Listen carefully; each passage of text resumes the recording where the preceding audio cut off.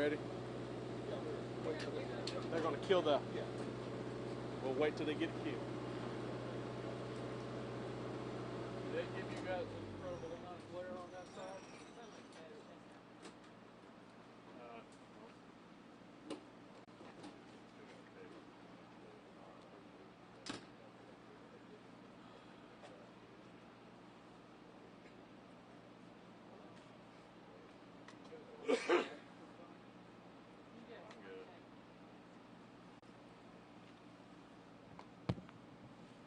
I, of course, am the one who isn't.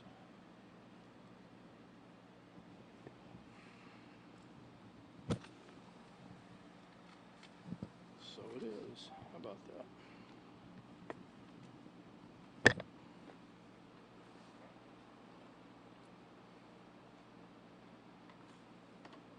All right, is everybody ready? Are you ready?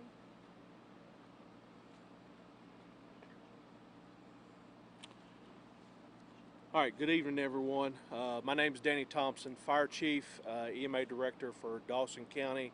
I also have with me tonight the Dawson County Sheriff, Jeff Johnson, DNR Sergeant Jason Roberson, and also Mr. Wesley Noonkester. This evening I have some news that's with a heavy heart that I must regret to inform you that we have recovered the body of Eddie Noonkester. At approximately 2:28 this afternoon, search crews were able to locate the body. He was located approximately 1 mile southwest from what's referred to as the Hike-In Trail. Crews have recovered the body. He's since been turned over to the GBI and transported to the State Crime Lab. I also want to take this time and thank the numerous agencies that supported this multi-day, multi-jurisdictional operation. We could not have done this without the numerous partners here this evening. I also want to share a little brief story. You heard me introduce Wesley.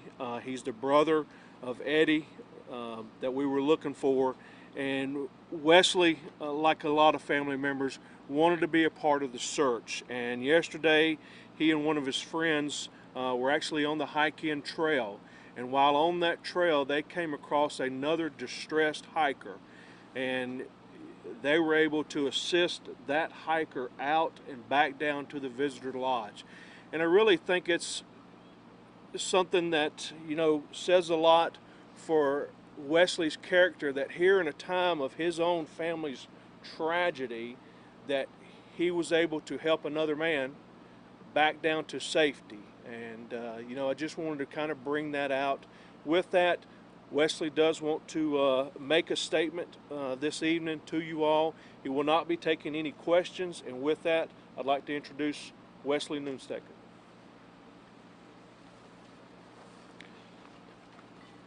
I do appreciate everyone coming out tonight, and for all of your prayers. As he said, I am Wesley Noonkester. Eddie is my brother.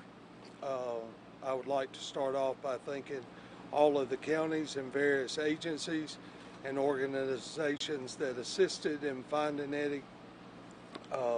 There was so many people out here in the cold and the rain that put their own lives in jeopardy to find my brother. It was not the outcome that I had hoped for, but at the end of the day, our goal was to bring Eddie home, and we were able to do that. I cannot begin to describe how much compassion each and every person has shown to me and my family during this difficult time. There's lots of bad in this world, but there's a lot of good in it too. And these men and women that I've got to meet over these last few days in the K-9 units have really truly been a blessing to me and my family, and thanks just doesn't seem to be enough. But from the bottom of my heart, I want to thank each and every one of these fine people, and I just know tonight when I lay down that my brother's in a better place.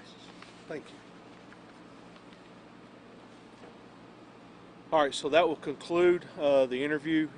If you all have any questions, we'll try to answer a few, but please understand this is still an ongoing investigation. We're just trying to wrap up a few matters and everything. If there's any questions, we'll go ahead and try to take those now. Any word on whether or not this was due to a medical emergency?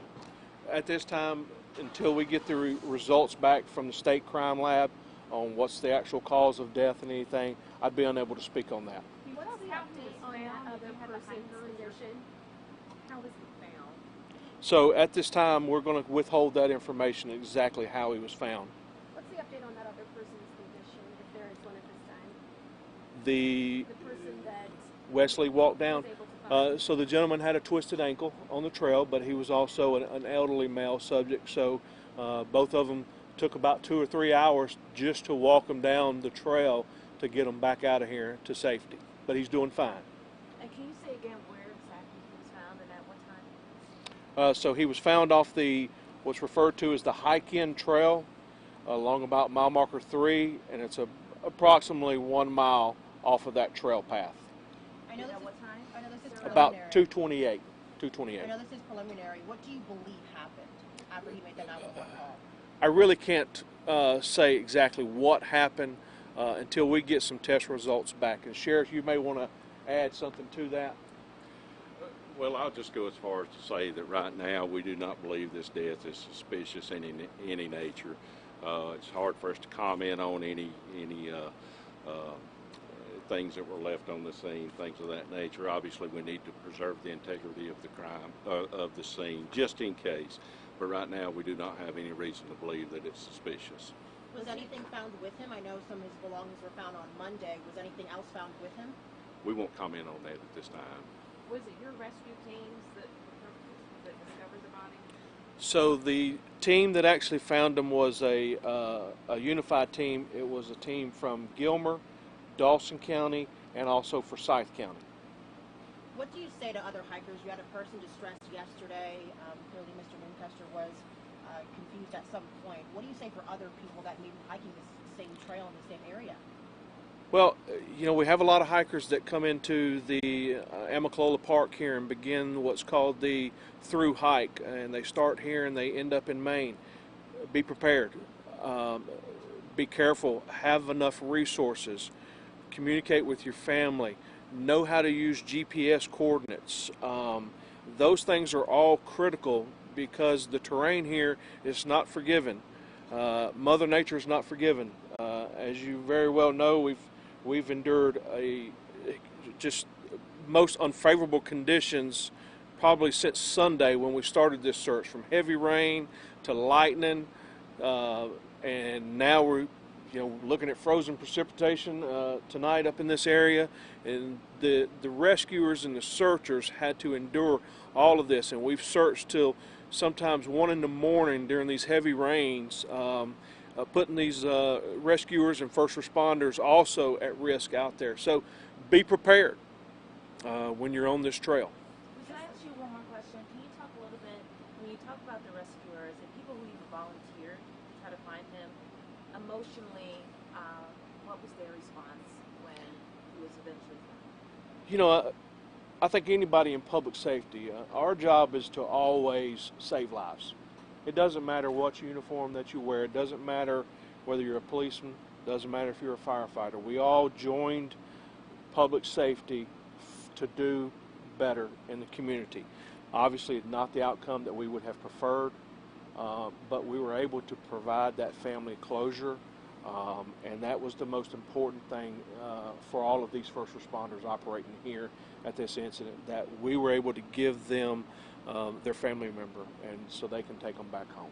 Have you done any of these operations here in recent times? I can't recall an operation this extensive here. Obviously, several times throughout the course of the hiking season, we are up here assisting hikers who become injured on the trail, sometimes lost and disoriented. So yes, this is something that we do. We just not necessarily as extensive as this operation was. And then one other question, where he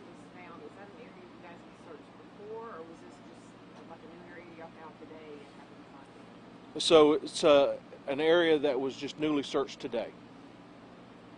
Can you describe the terrain of that area? Difficult. High slopes. Thank you all.